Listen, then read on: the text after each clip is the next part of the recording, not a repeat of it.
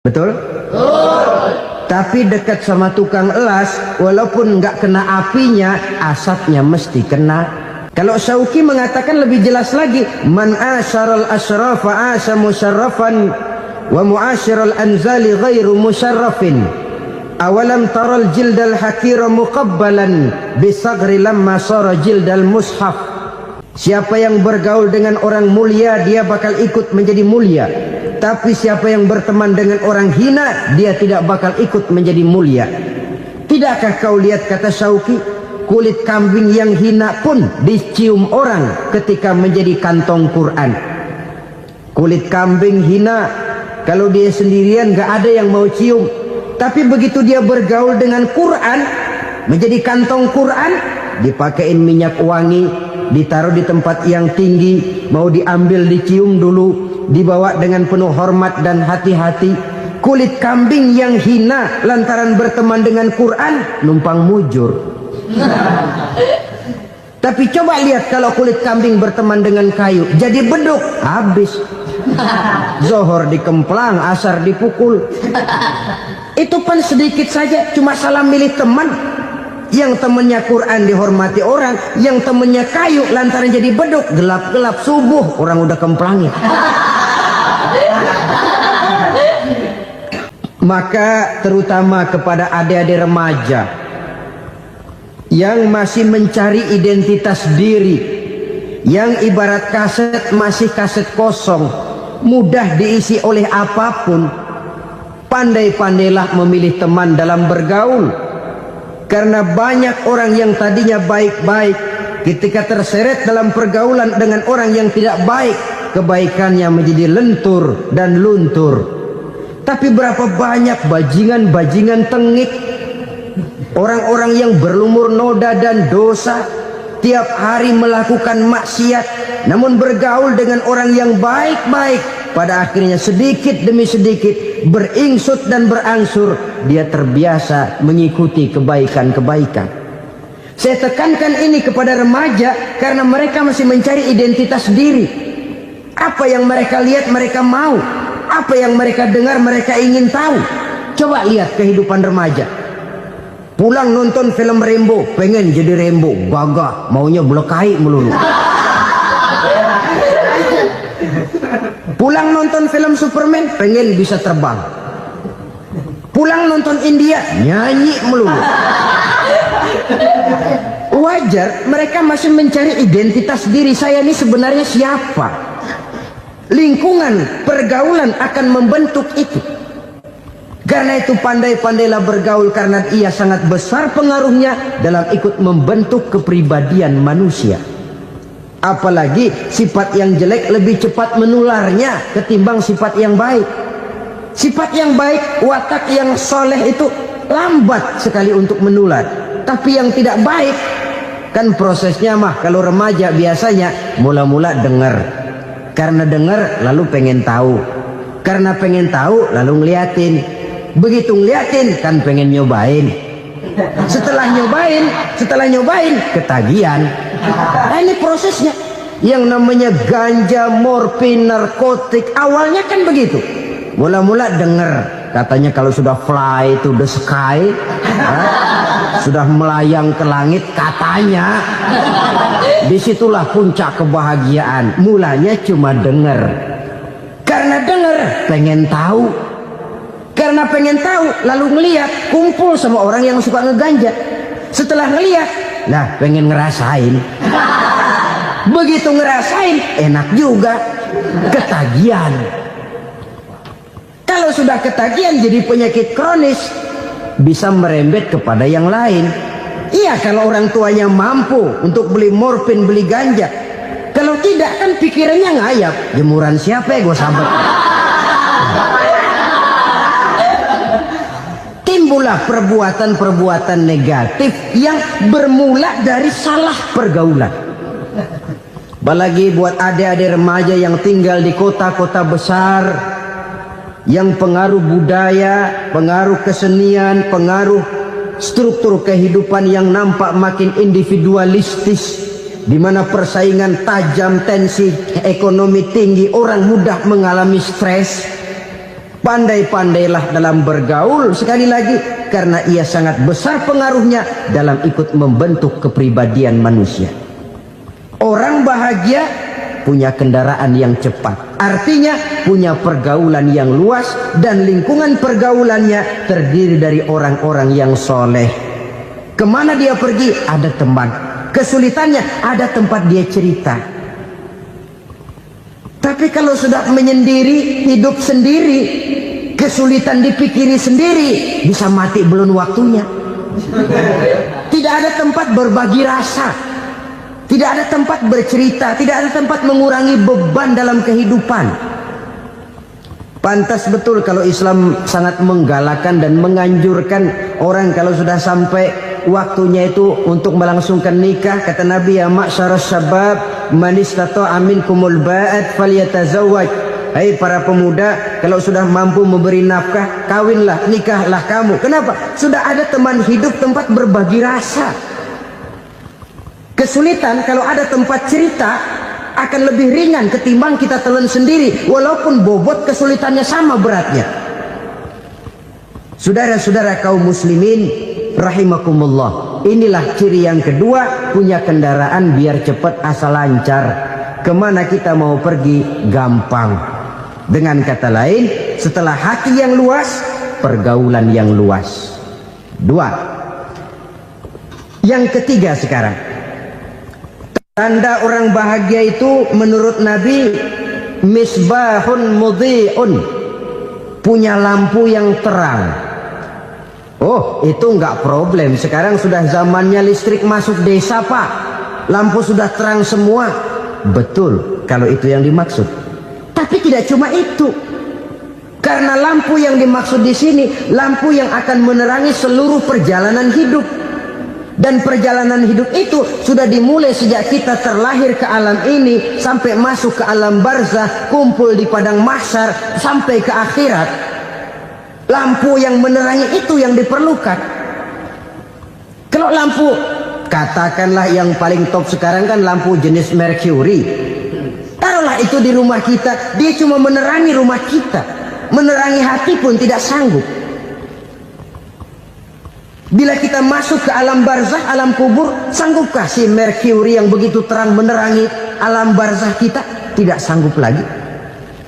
Sanggupkah lampu yang ratusan watt, bahkan puluhan ribu watt menerangi kehidupan di padang mahsyar? Tidak akan sanggup lagi. Kalau demikian, yang dimaksud lampu yang terang di sini apa? Tidak lain amal soleh, kebajikan yang kita lakukan dalam hidup. Itu yang akan jadi lampu penerang. Di dunia nama kita akan terang. Jasad kita boleh hancur terkubur tanah, tapi nama kita akan dikenang orang. Begitulah kalau orang meninggalkan kebajikan dalam hidup seperti sekarang. Ribuan orang tiap saat berziarah ke kubur Imam Syafi'i, ke kubur Imam Malik, ke kubur Imam Ghazali, ke kubur orang yang baik-baik, orang yang soleh-soleh. Kebajikannya yang ditinggalkan, yang mengukir namanya dengan tinta emas. Sehingga saudara sudah terbaring di alam kubur, orang lewat, Allah, ini kuburannya Fulan bin Fulan, dulu ini kebaikannya Masya Allah, saya ikut merasakan. Mari kita mampir sebentar, kita Fatihah. Mohon disampaikan Allah pahalanya kepada almarhum. Al-Fatihah. Itu kalau orang baik-baik. Lalu saudara tanya, Pak, orang mati dikirimin Fatihah apa nyampe pahalanya? Saya jawab, kalau saudara nggak percaya, mati dulu dah. Nanti saya Fatihain, tungguin di sana. Umpama nggak sampai, balik lagi kemari. Sekarang ini kan maunya otak-otakan saja. Kalau nggak masuk otak, nggak percaya. Padahal alam gaib itu nggak bisa diotak-otakin. Sama saja dengan saudara pernah dengar cerita kapal tanpa emas tenggelam kan? Pernah nggak? Di mana? Di laut Masalembo. Begitu ketampo emas tenggelam, ratusan penumpang itu terjun ke laut, dipermainkan gelombang, berjuang menghadapi maut itu. Orang lagi timbul tenggelam di lautan, dihantam ombak, kita tengokin pakai helikopter. Pak, lagi timbul tenggelam ya? Iya, tolongin.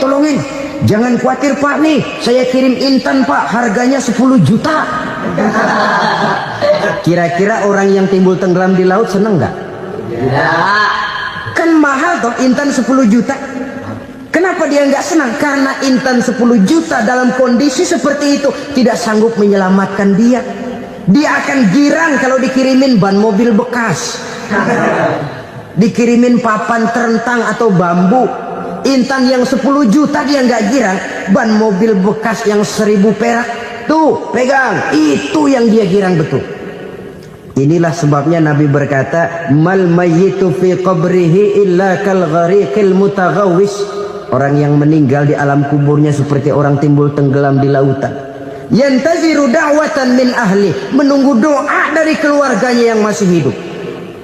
Duh, bapak saya sudah meninggal, saya sayang benar sama dia. Kirimin kulkas ke kuburannya Itu sama saja dengan tadi orang tenggelam di lautan dikirimi intan yang harganya 10 juta, tidak sampai.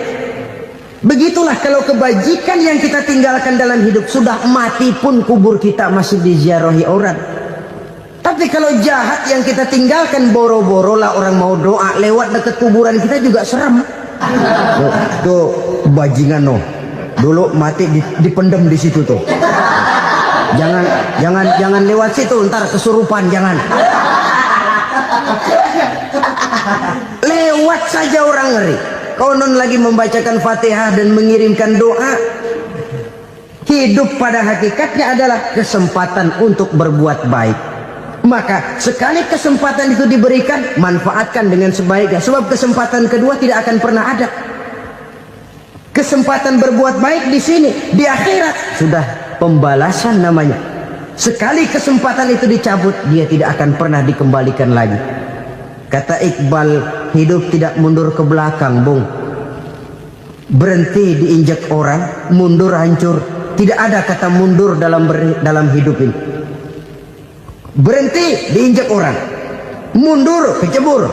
Tidak ada kata lain, harus maju dalam kehidupan dalam artian yang positif. Hidup adalah kesempatan untuk mengumpulkan kebajikan yang sebanyak-banyaknya. Di situ nilai daripada manusia. Sekarang ini memang nggak kelihatan kok, orang yang banyak pahala sama yang banyak dosa nggak kelihatan kok.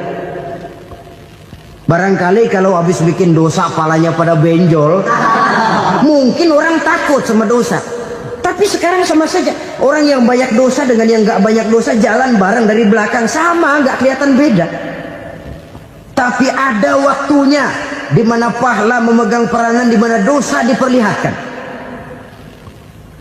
Sama saja kalau kita bawa mobil siang, lampu kan nggak begitu berfungsi.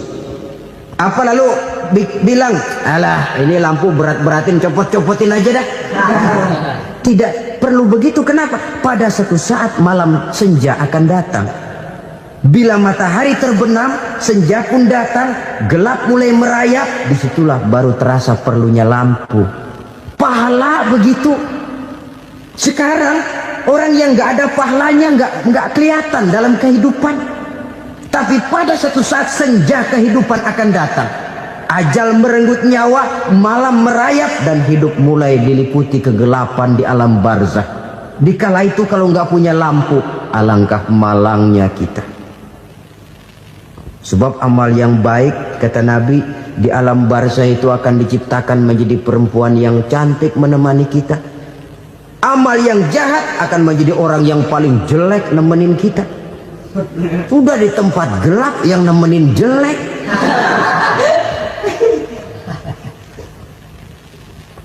Kaum muslimin rahimakumullah. Kalau demikian masalahnya, tergantunglah kita pandai memanfaatkan waktu. Al-waktu kasayf, waktu itu cepat sekali. Yang namanya waktu itu tahu-tahu. Tahu-tahu udah tahun 87. Tahu-tahu udah begitu. Tahu-tahu yang kemarin anak-anak, sekarang udah pada punya anak. Tahu-tahu saja itu. Begitu cepat waktu berlalu. Kalau tidaklah pandai kita memanfaatkannya, akan rugi kita.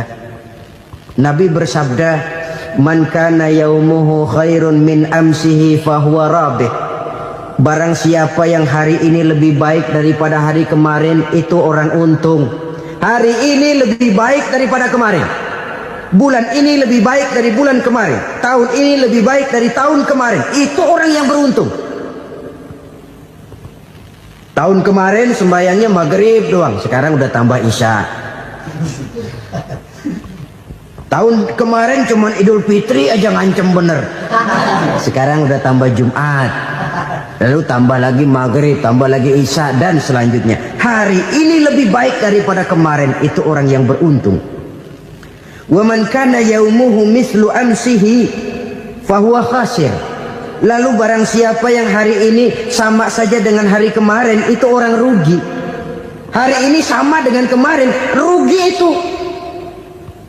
Bulan ini begitu, bulan kemarin begitu, tahun ini begitu, tahun lalu juga begitu. Rugi itu orang. Rugi apa? Rugi umur. Umur tambah, amalan gak pernah tambah. Dan saya pikir lebih merupakan azab ketimbang nikmat kalau orang dikasih panjang umur cuma untuk numpuk dosa. Mending mana? Panjang umur banyak dosa sama pendek umur dikit dosa? Mending mana? Mending mana? Ya, paling mending tentu panjang umur banyak pahala. Tapi kalau tidak, sekali lagi, lebih merupakan azab ketimbang nikmat kalau orang diberikan panjang umur tapi cuma untuk sekedar menumpuk dosa. Kehilangan kesadaran bahwa dunia bukan terminal akhir dari satu perjalanan. Dia cuma halte di mana kita berhenti sebentar untuk menuju kepada terminal yang hakiki. Saudara-saudara kaum muslimin rahimakumullah, inilah lampu yang akan menerangi kehidupan. Amal yang kita lakukan di dalam kehidupan. Jadi yang dimaksud dengan lampu yang terang, kebajikan yang kita kerjakan dalam hidup. Nah, setiap orang di awal tadi saya bilang ingin bahagia. Bahagia itu kan hakikatnya kumpulan senang dan selamat. Senang, selamat. Apa bedanya? Senang tapi tidak selamat, nggak bahagia. Selamat tapi nggak senang, nggak bahagia orang. Contoh, kalau orang korupsi, duitnya banyak, senang dia, tapi keselamatannya. Ada tentara baris di samping rumahnya udah bingung, padahal tentara latihan. Tentara cuma latihan, dia bingung. Senang, tapi karena keselamatannya tidak terjamin, dia tidak bahagia. Sebaliknya pegawai negeri jujur benar, cuma segaji-gajinya, selamat nggak korupsi, tapi melarat, ya nggak bahagia juga, kurang senang. Kesenangan dan keselamatan untuk dunia saja, ya sekali lagi, kalau cuma sekedar untuk dunia saja, bisa dibeli pakai uang. Bisa dibeli pakai uang. Saudara ingin selamat, bisa dibeli pakai uang. Saudara ingin senang, bisa dibeli dengan uang.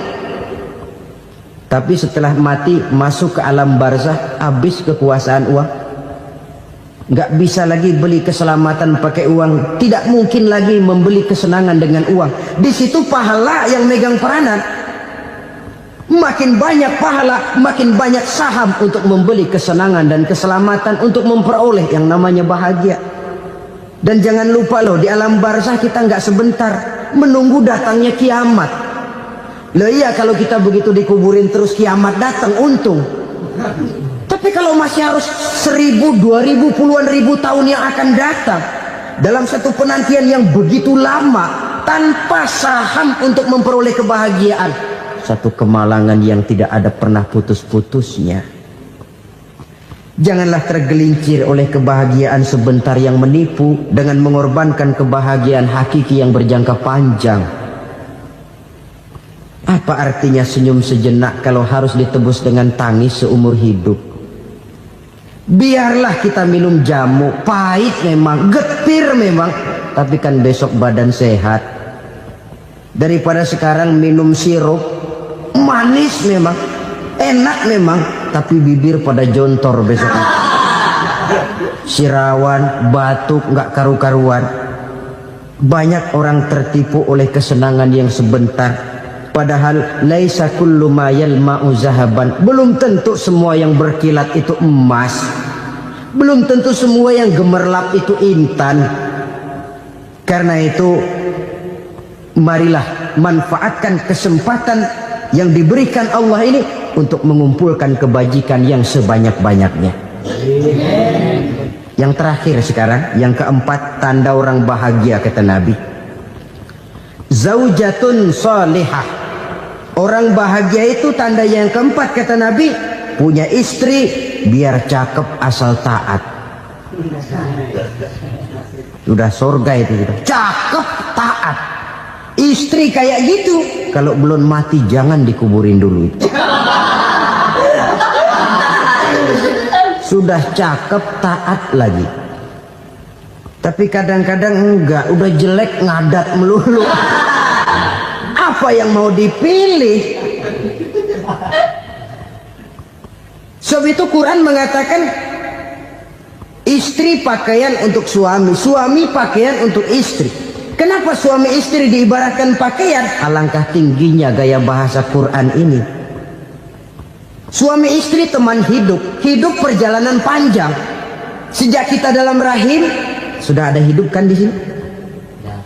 Sampai ke alam dunia, masuk ke alam barzah, kumpul di padang mahsyar, sampai menuju akhirat, itu perjalanan hidup. Carilah istri atau suami teman hidup yang membawa manfaat tidak hanya kehidupan di dunia ini, sampai di alam barzah, sampai di padang mahsyar. Suaminya mungkin meninggal lebih dulu, atau istrinya mungkin meninggal lebih dulu, tapi suami atau istri yang masih hidup berbuat kebajikan.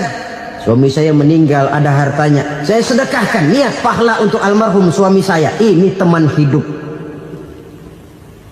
tidak dibatasi dan tidak bisa dipisahkan oleh maut sekalipun. Zohirnya mungkin pisah, badannya mungkin pisah, tapi hatinya, jiwanya, kebersamaannya dalam menghadapi kehidupan. Karena itu, saudara-saudara, bahasa Quran indah. Suami istri diibaratkan seperti pakaian. Apa fungsi pakaian? Pertama, pakaian jadi kebanggaan. Artinya, suami harus menjadi kebanggaan istri, istri harus jadi kebanggaan suami. Yang kedua, pakaian itu kan fungsinya menutup aurat. Artinya sesama suami istri harus saling menjaga kekurangan masing-masing. Jangan malah sesama suami istri saling membongkar rahasia dan aibnya sendiri-sendiri. Istrinya diceritain jeleknya di mana-mana, atau suaminya dibongkar rahasianya di pasar umum.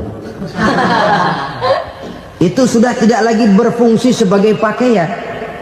Kenapa semua ini diperlukan? Karena kita menyadari bangsa yang baik terdiri dari masyarakat yang baik. Masyarakat yang baik merupakan susunan dari warga yang baik.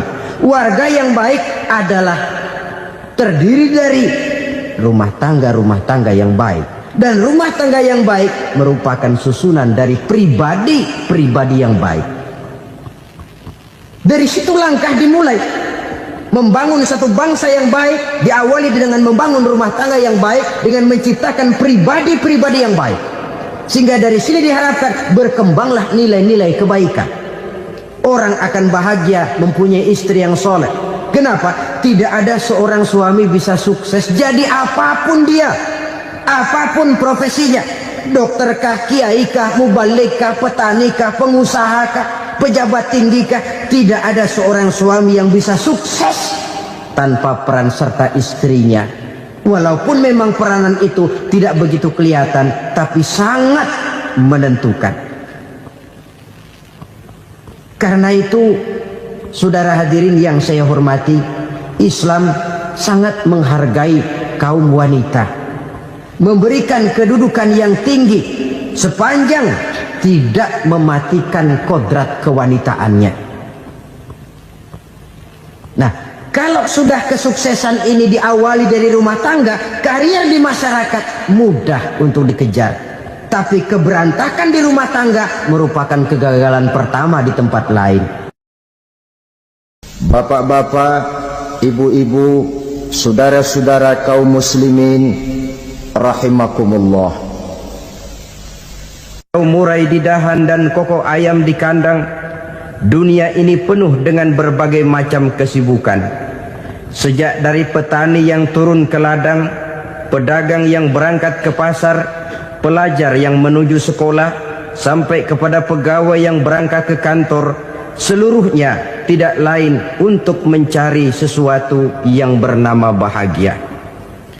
Setiap orang menginginkan kebahagiaan, dan tidak seorang pun menginginkan kesengsaraan dalam kehidupan ini. Namun nyatanya tidak setiap orang yang ingin bahagia mengetahui jalan yang harus ditempuhnya untuk sampai kepada kebahagiaan itu. Maka pada kesempatan pertemuan kali ini, saya ingin menyampaikan sebuah hadis dari junjungan kita baginda Nabi besar Muhammad sallallahu alaihi wasallam yang termuat dalam kitab Mukhtarul Ahadits An-Nabawiyah, di mana beliau bersabda, arba'un min sa'adatil mar'i. Ada 4 perkara yang merupakan tanda dari orang bahagia. Saya mau tanya, di antara saudara-saudara yang hadir di sini, apa ada yang kepengen jadi orang sengsara? Ya. Seluruhnya tentu ingin mendapatkan kebahagiaan. Maka menurut resep dari Nabi kita, tanda orang bahagia itu 4. Jadi kalau saudara ingin bahagia, harus mempunyai 4 perkara ini.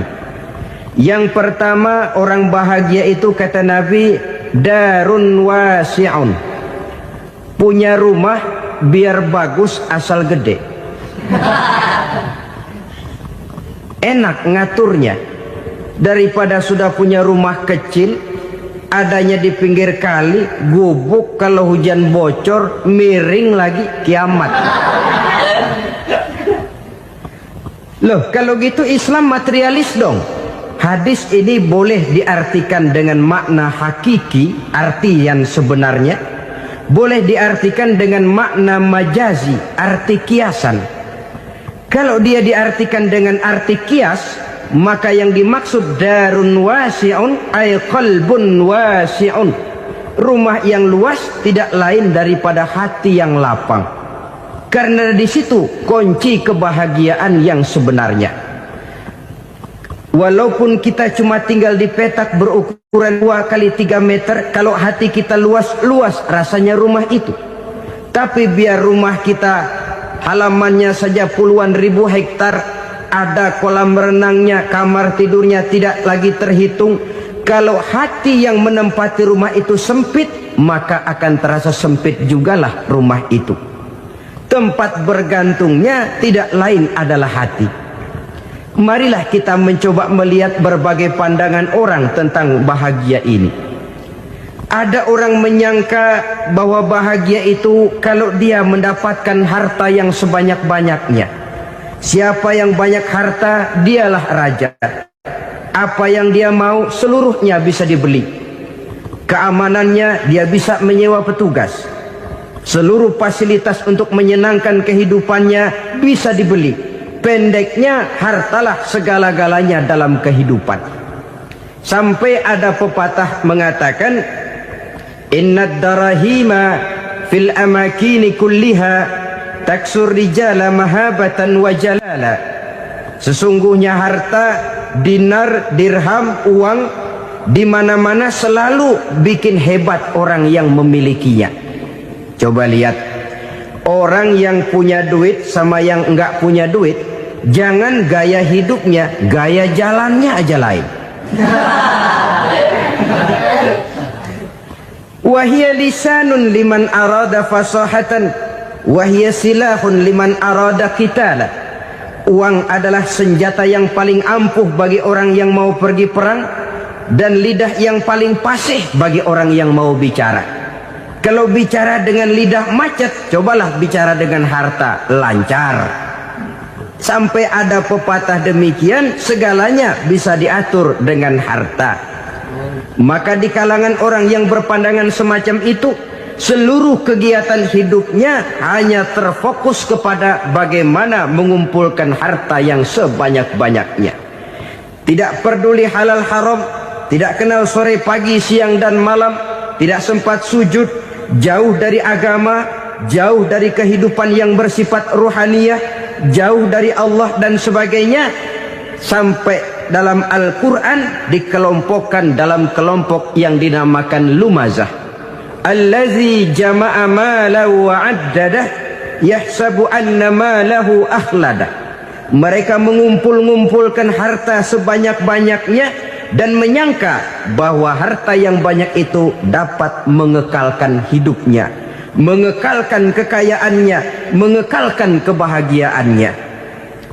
Saudara hadirin yang berbahagia, kalau pandangan hidup ini benar, artinya kalau harta memang merupakan satu-satunya hal yang dapat membuat orang bahagia, tentu di rumah mewah tidak akan pernah ada tangis derita.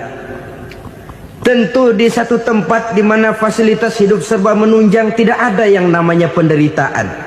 Tapi suka dan duka, sedih dan gembira, senyum dan tawa adalah milik setiap orang, baik dia punya harta maupun dia tidak punya harta. Nyatalah bahwa harta semata-mata bukan merupakan jaminan bahwa orang akan bahagia, walaupun tanpa harta orang sulit untuk bahagia. Saya mau cerita, ada orang super kaya, namanya Aristotle Onesimus, raja tanker Yunani. Dia punya kapal tanker saja konon sampai 11 banyaknya. Punya perusahaan penerbangan yang disebut Olympic Airlines. Punya hotel di berbagai kota besar di dunia ini, sejak dari New York, London, Paris, Rome dan sebagainya. Bahkan punya pulau yang dia namakan Pulau Scorpio.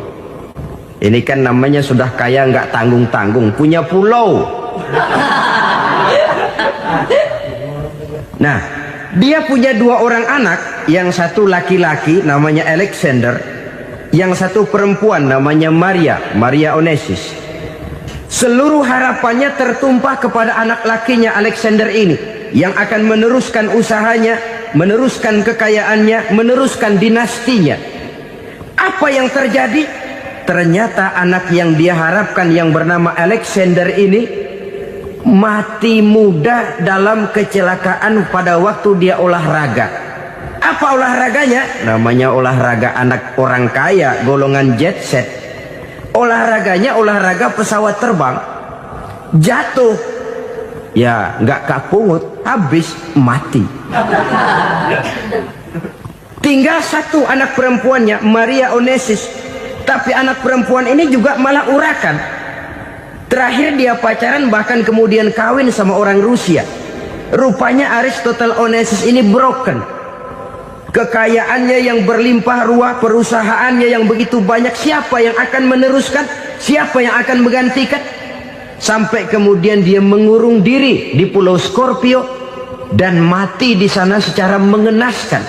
Seorang multi jutawan, seorang yang super kaya, mati menyendiri di pulau sepi. Ibarat kata pepatah, anak ayam mati di lumbung.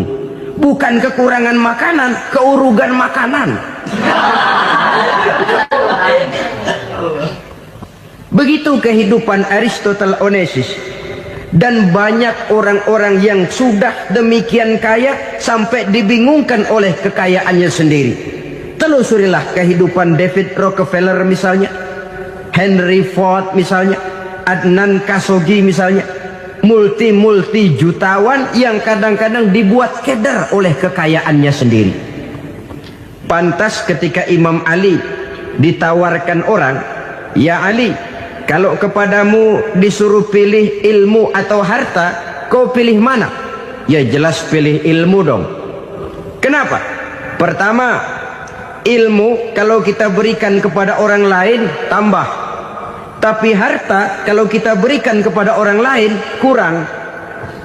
Saudara punya uang 10.000, dibagi orang 5.000, jelas uang saudara berkurang. Tapi saudara punya ilmu, diberikan kepada orang lain bisa, saudara pun makin mantap. Tidak lantas jadi bodoh karena ngajarin orang. Saudara bisa Fatihah lalu mengajarkan orang Fatihah. Orang bisa, saudara pun makin hafal. Tidak lantas setelah diajarin orang ilmunya hilang. Begitu datang dia minta orang, "Tolong ajarin saya Fatihah." Udah habis, nggak ada.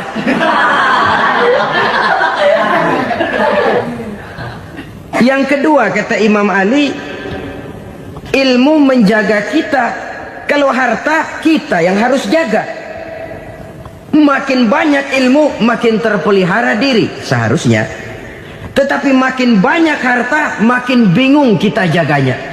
Sampai kadang-kadang kalau perlu seluruh keliling rumah dipasangi alarm. Belum cukup disewakan anjing besar-besar, pasang di depan pintu, awas anjing galak. Masih belum cukup juga, cari centeng tukang-tukang kepruk jaga rumah. Masih terasa belum aman, padahal rumahnya dikelilingi tembok besar. Di balik tembok ada pintu-pintunya tebal. Di balik pintu itu terbuka masuk kamar, kamar pun ada pintunya, pintunya pun kuat. Masuk ke dalam kamar ada lemari, lemarinya pun pintunya kuat, dikunci, kuncinya pun kuat. Tapi terhadap seluruhnya yang timbul cuma sekedar was-was saja. Kesimpulannya sekali lagi, tanpa harta orang memang sulit untuk bahagia. Tapi harta semata-mata tidak merupakan jaminan orang akan bahagia. Dengan hati yang luas, itu modal utama untuk mencapai kebahagiaan hidup. Orang yang hatinya luas, saudara-saudara, punya hati yang lapang, melihat kenyataan hidup ini, dia bersyukur senantiasa kepada Allah. Lantas tidak timbul hasud dan iri hatinya. Oleh karena itu, jiwanya selalu lapang. Kalau tidak, cupik hati namanya. Dangkal pandangan, tidak senang melihat orang lain dapat nikmat, dan itu sering dijadikan contoh. Kalau orang yang lapang dada, dia lihat tetangganya beli TV baru, dia berkata, alhamdulillah ya, tetangga kita beli TV, mudah-mudahan kita bisa ikut nonton. Lapang dadanya. Tapi orang yang sempit hati, lihat tetangga beli televisi, meriang. Enggak diapa-apain, meriang. Besoknya dengar tetangga beli motor, makin sakit, ke rumah sakit. Lalu di rumah sakit dengar tetangganya beli mobil, mati. Disiksa oleh perasaannya sendiri. Orang kalau hati sudah sempit dalam hidup, kemanapun dia pergi, sempit rasanya medan kehidupannya. Kemudian kita melihat juga ada orang yang menilai bahwa bahagia itu katanya kalau punya kedudukan yang tinggi, pangkat yang agung, wibawa yang besar. Mungkin betul, tapi mungkin juga tidak. Bergantung kepada hati orang yang punya pangkat itu. Sama dengan harta tadi. Harta akan membawa bahagia kalau dia jatuh ke tangan orang yang berhati lapang. Tapi harta akan jadi bencana kalau jatuh ke tangan hati orang yang sempit. Pangkat akan membawa bahaya kalau jatuh di tangan hati orang yang sempit. Lebih dari itu, kenyataan mengajarkan kepada kita bahwa ternyata pangkat dan jabatan tidak selamanya memberikan kebahagiaan dalam kehidupan. Bahkan resikonya kelewat besar. Beberapa bukti kita bisa ambil dari para pemimpin dunia yang menjadi korban lantaran pangkat dan jabatan yang disandangnya. Saudara ingat Presiden Abraham Lincoln dan John Kennedy dari Amerika? Dibunuh orang. Park Chung-hee dari Korea Selatan, Ziaur Rahman dari Bangladesh, Anwar Sadat dari Mesir, terakhir Indira Gandhi dari India, menjadi korban dari pangkat dan jabatan yang disandangnya dari orang-orang yang tidak senang dia memegang jabatan itu. Dia akan mudah mengundang bencana. Sehingga pantas kalau seorang presiden terkemuka Amerika, Harry Truman namanya, dia mengatakan jabatan presiden itu, kata dia, seperti orang nunggang macan, naik macan. Harus kita taiki, kalau enggak dia bakal nerekam kita, ngeri katanya. Adapun orang yang hatinya lapang, kalau dia menerima pangkat dan jabatan, dianggapnya itu satu kesempatan untuk berbuat baik. Tapi orang yang berhati sempit, menerima pangkat dan jabatan, bukan kadang-kadang menerima, malah berusaha setengah mati mencapai dengan segala cara. Kalau perlu jilat atas, jilat atas. Jadi golongan sumuhun dawu. Jadi kelompok kulon nuwun, yes sir, yang kerjanya cuma oke bos. Kalau perlu jilat atas, jilat atas. Kalau perlu injak yang bawah, injak yang bawah. Perlu sikut kiri kanan, sikut kiri kanan. Yang penting pangkat dapat, jabatan dapat. Orang yang semacam ini, kalau sudah mempunyai pangkat dan jabatan, biasanya dia tidak menganggap itu sebagai amanah, tidak menganggap sebagai kesempatan berbuat baik, tapi malah kesempatan untuk memperturutkan hawa nafsunya yang dilatar belakangi oleh kesempitan hatinya tadi. Apalagi kalau orang memperoleh pangkat karena banyak mengeluarkan uang, seakan-akan pangkat dan jabatan itu sekarang macam proyek pakai tender. Siapa yang berani bayar segini naik, nggak berani minggir. Padahal logikanya, kalau orang mencapai satu jabatan karena banyak mengeluarkan uang, hampir bisa dipastikan bahwa setelah jabatan itu dia pegang, langkah pertama yang akan dilakukannya ialah berusaha bagaimana uang yang dia keluarkan supaya kembali. Ya paling kurang pulang modal dulu dong. Soal mikirin rakyat soal nanti, tapi ini modal harus pulang. Itu celakanya kalau orang memperoleh pangkat dan jabatan cuma karena banyak mengeluarkan uang. Jarang orang yang mempunyai keyakinan dan pandangan bahwa pangkat dan jabatan merupakan amanah.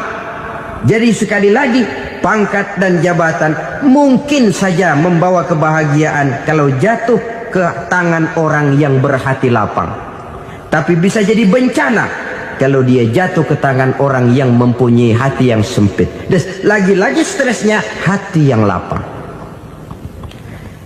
Lalu sebagian orang, saudara, ada yang berpandangan katanya bahagia itu kalau jadi orang terkenal, mempunyai popularitas, menjadi idola di kalangan remaja, di kalangan orang tua, di segala lapisan masyarakat.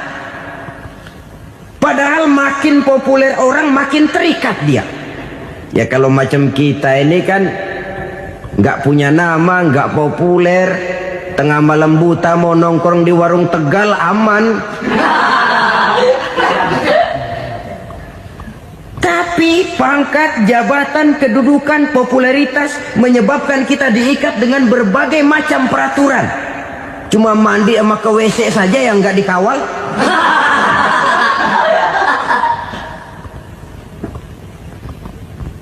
Benarkah popularitas, ketenaran membawa kebahagiaan? Mungkin. Ya, tapi mungkin juga tidak. Kenapa? Banyak orang-orang populer yang mengakhiri hidupnya secara tragis. Kita ambil beberapa nama. Di Amerika tahun 60-an ada bintang seksi paling terkenal yang dijuluki seks bom. Bom seks. Sampai sekarang jadi legenda, namanya Marilyn Monroe. Singkatan doublenya itu inisialnya MM, Marilyn Monroe. Terkenal, top, sampai dia mati tahun 62. Namanya sekarang masih saja dibicarakan orang. Kenapa dia bunuh diri? Tidak punya hartakah dia? Banyak. Kurang populerkah dia? Seluruh dunia mengenalnya. Sejak rakyat kecil sampai pejabat tinggi dia punya hubungan. Kenapa? Jenuh. Dia terlahir dalam keadaan yatim. Setelah itu tidak lama dia berangkat remaja, ibunya meninggal. Pindah dari wanita asuh ke wanita asuh sampai 12 orang ibu angkatnya. Dan kekecewaan yang paling parah, setiap laki-laki yang dekat dengannya hanya seperti kapal berlabuh.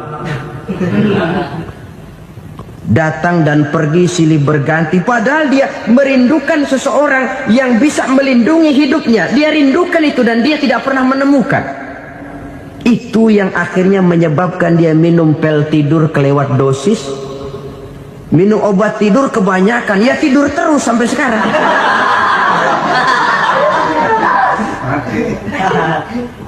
Dia mengakui, saya telah memiliki ketenaran, tapi saya tidak pernah hidup dalam ketenaran itu. Saya pandai main sandiwara, tapi saya ingin hidup dalam alam yang real sebagaimana umumnya orang. Itu yang dia rindukan.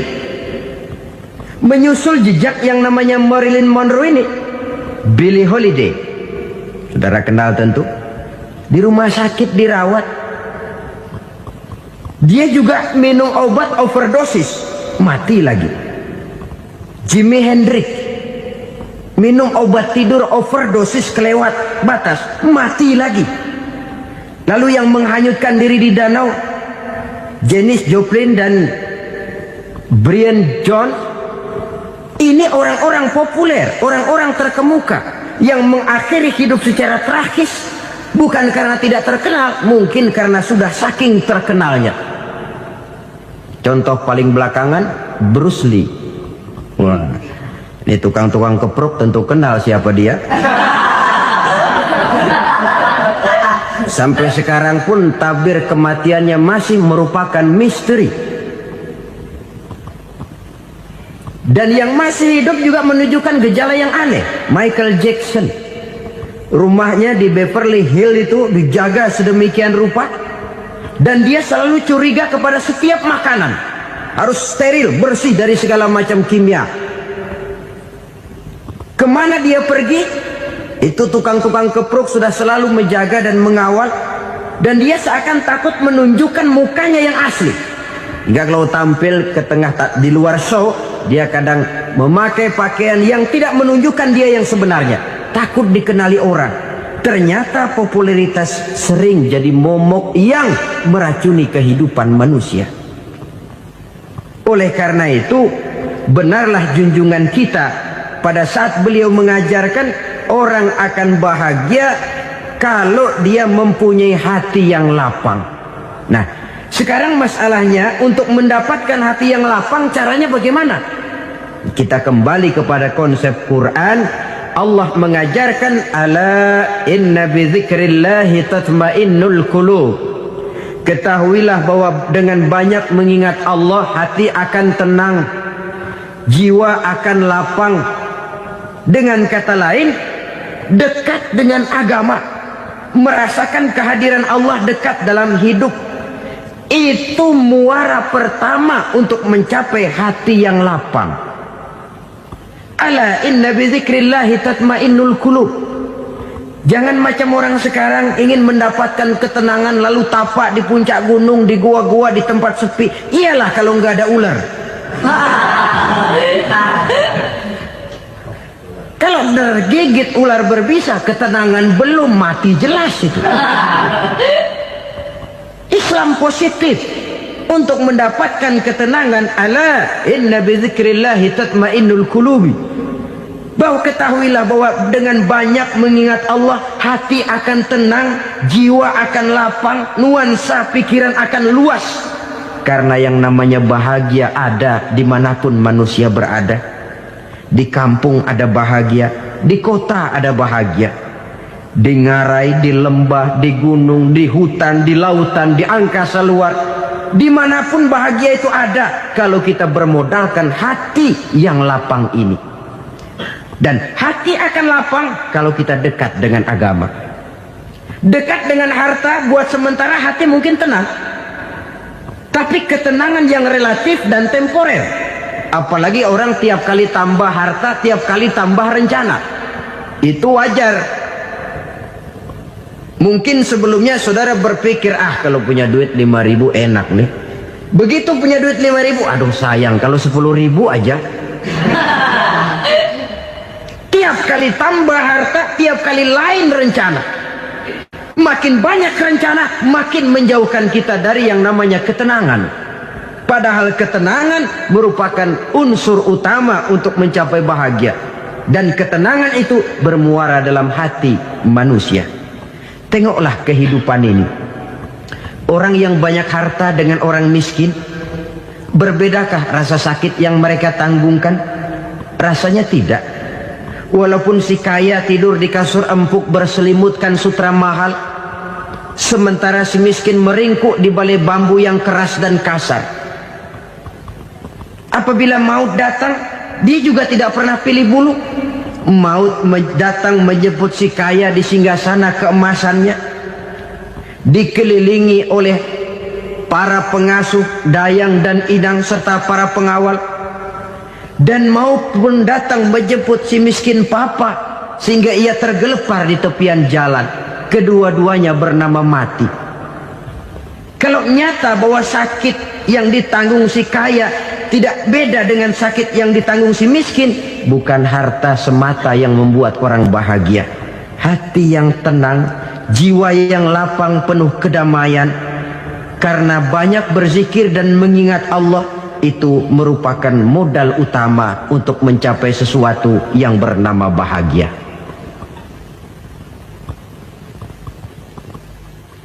Saudara hadirin yang saya hormati, inilah yang pertama dari 4 ciri yang digambarkan oleh Nabi tentang tanda-tanda orang bahagia. Dan harus berangkat dari yang pertama ini, hati yang lapang. Ini yang harus kita miliki lebih dahulu, baru nanti akan menyusul kepada poin yang ketiga, kedua dan selanjutnya. Sebab kalau hati sudah terisi dengan jiwa yang lapang, seluruh persoalan insya Allah akan bisa kita atasi dengan sebagaimana mestinya. Yang kedua sekarang, tanda orang bahagia menurut baginda Nabi, markabun syariah. Orang bahagia itu, kata beliau, punya kendaraan biar cepat asal lancar. Artinya kemana dia mau pergi mudah. Apa maksud hadis ini? Kalau kita kaji lebih dalam, kendaraan itu kan alat transportasi. Transportasi tidak lain adalah usaha memudahkan komunikasi. Pindah dari situ kepada teori bahwa manusia adalah zon political, makhluk bermasyarakat yang tidak bisa memenuhi kebutuhan hidupnya secara sendirian. Kita memerlukan keberadaan orang lain dalam kehidupan ini. Untuk memakai baju saja kita sudah perlukan petani yang tanam kapas, pabrik yang memintal kapas jadi benang, pabrik yang menenun benang jadi kain, sampai kepada mesin jahit, sampai kepada tukang jahit. Itu cuma untuk memakai pakaian saja. Tidak seorang pun di antara kita yang sanggup memenuhi kebutuhan hidupnya secara sendiri. Kita perlu orang lain. Maka kebebasan dalam arti mutlak, kebebasan tanpa batas, itu tidak mungkin ada dalam kehidupan. Karena kita mengadakan yang disebut interaksi sosial. Setiap kegiatan kita tentu melibatkan orang lain.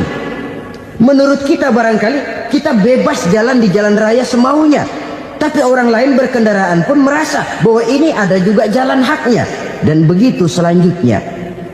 Oleh karena itu, maksud dari kendaraan yang cepat ini adalah khulata'uhu ma'as solihin. Lingkungan pergaulannya terdiri dari orang-orang soleh. Pergaulannya luas. Kemana dia pergi ada temannya. Kesulitannya ada tempat dia cerita.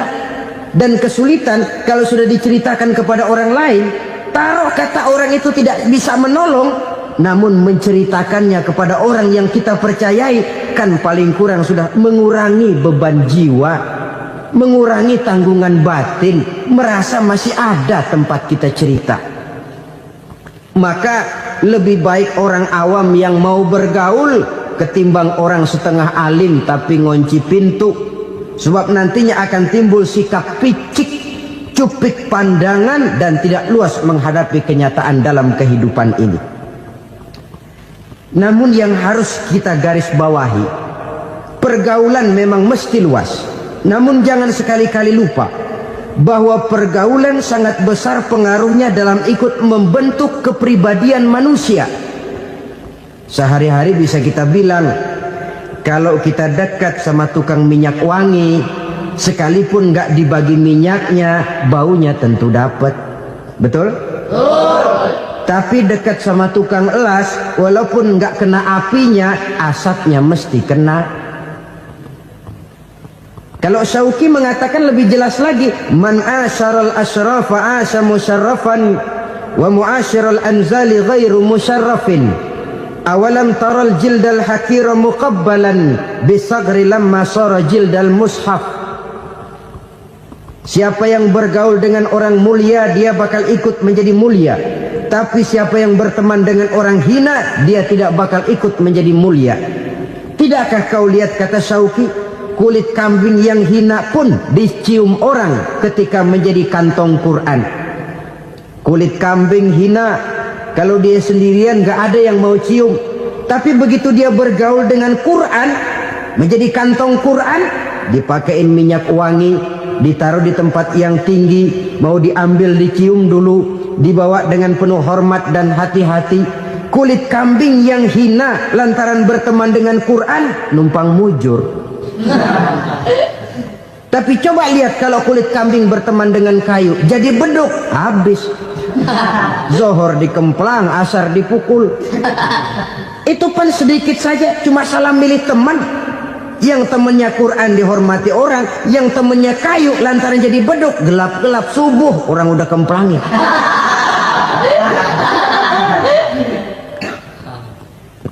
Maka terutama kepada adik-adik remaja yang masih mencari identitas diri, yang ibarat kaset masih kaset kosong, mudah diisi oleh apapun, pandai-pandailah memilih teman dalam bergaul. Karena banyak orang yang tadinya baik-baik, ketika terseret dalam pergaulan dengan orang yang tidak baik, kebaikannya menjadi lentur dan luntur.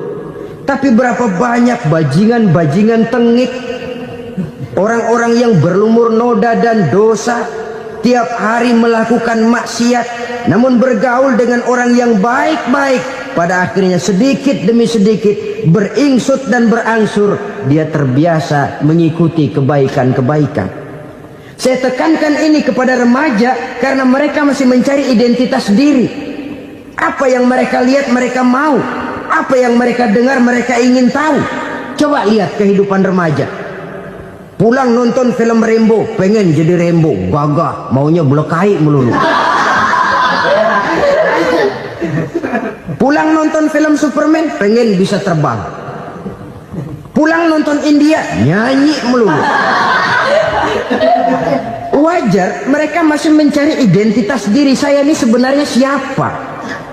Lingkungan, pergaulan akan membentuk itu. Karena itu pandai-pandailah bergaul, karena ia sangat besar pengaruhnya dalam ikut membentuk kepribadian manusia. Apalagi sifat yang jelek lebih cepat menularnya ketimbang sifat yang baik. Sifat yang baik, watak yang soleh itu lambat sekali untuk menular. Tapi yang tidak baik, kan prosesnya mah kalau remaja biasanya mula-mula dengar. Karena dengar lalu pengen tahu. Karena pengen tahu lalu ngeliatin. Begitu ngeliatin kan pengen nyobain. Setelah nyobain ketagihan. Nah, ini prosesnya. Yang namanya ganja, morfin, narkotik awalnya kan begitu. Mula-mula dengar, katanya kalau sudah fly to the sky, sudah melayang ke langit katanya, disitulah puncak kebahagiaan. Mulanya cuma dengar. Karena dengar pengen tahu. Karena pengen tahu lalu ngeliat, kumpul sama orang yang suka ngeganja. Setelah ngeliat, nah pengen ngerasain. Begitu ngerasain enak juga, ketagihan. Kalau sudah ketagihan jadi penyakit kronis, bisa merembet kepada yang lain. Iya, kalau orang tuanya mampu untuk beli morfin, beli ganja. Kalau tidak kan pikirannya ngayap, jemuran siapa ya gue sahabat. Timbullah perbuatan-perbuatan negatif yang bermula dari salah pergaulan. Apalagi buat adik-adik remaja yang tinggal di kota-kota besar, yang pengaruh budaya, pengaruh kesenian, pengaruh struktur kehidupan yang nampak makin individualistis, di mana persaingan tajam, tensi ekonomi tinggi, orang mudah mengalami stres. Pandai-pandailah dalam bergaul. Sekali lagi, karena ia sangat besar pengaruhnya dalam ikut membentuk kepribadian manusia. Orang bahagia punya kendaraan yang cepat, artinya punya pergaulan yang luas, dan lingkungan pergaulannya terdiri dari orang-orang yang soleh. Kemana dia pergi ada teman, kesulitannya ada tempat dia cerita. Tapi kalau sudah menyendiri, hidup sendiri, kesulitan dipikiri sendiri, bisa mati belum waktunya. Tidak ada tempat berbagi rasa, tidak ada tempat bercerita, tidak ada tempat mengurangi beban dalam kehidupan. Pantas betul kalau Islam sangat menggalakkan dan menganjurkan orang kalau sudah sampai waktunya itu untuk melangsungkan nikah. Kata Nabi, ya ma'syaras syabab man istata'a minkumul ba'at falyatazawwaj. Hai para pemuda, kalau sudah mampu memberi nafkah, kawinlah, nikahlah kamu. Kenapa? Sudah ada teman hidup, tempat berbagi rasa. Kesulitan kalau ada tempat cerita akan lebih ringan ketimbang kita telan sendiri, walaupun bobot kesulitannya sama beratnya. Saudara-saudara kaum muslimin rahimakumullah, inilah ciri yang kedua, punya kendaraan biar cepat asal lancar. Kemana kita mau pergi gampang. Dengan kata lain, setelah hati yang luas, pergaulan yang luas. Dua. Yang ketiga sekarang, tanda orang bahagia itu menurut Nabi, misbahun mudhi'un, punya lampu yang terang. Oh, itu enggak problem. Sekarang sudah zamannya listrik masuk desa, Pak. Lampu sudah terang semua. Betul, kalau itu yang dimaksud. Tapi tidak cuma itu. Karena lampu yang dimaksud di sini, lampu yang akan menerangi seluruh perjalanan hidup. Dan perjalanan hidup itu sudah dimulai sejak kita terlahir ke alam ini, sampai masuk ke alam barzah, kumpul di padang mahsyar, sampai ke akhirat. Lampu yang menerangi itu yang diperlukan. Kalau lampu, katakanlah yang paling top sekarang kan lampu jenis Mercury. Taruhlah itu di rumah kita, dia cuma menerangi rumah kita, menerangi hati pun tidak sanggup. Bila kita masuk ke alam barzah, alam kubur, sanggupkah si Mercury yang begitu terang menerangi alam barzah kita? Tidak sanggup lagi. Sanggupkah lampu yang ratusan watt, bahkan puluhan ribu watt menerangi kehidupan di padang mahsyar? Tidak akan sanggup lagi. Kalau demikian, yang dimaksud lampu yang terang di sini apa? Tidak lain amal soleh, kebajikan yang kita lakukan dalam hidup. Itu yang akan jadi lampu penerang.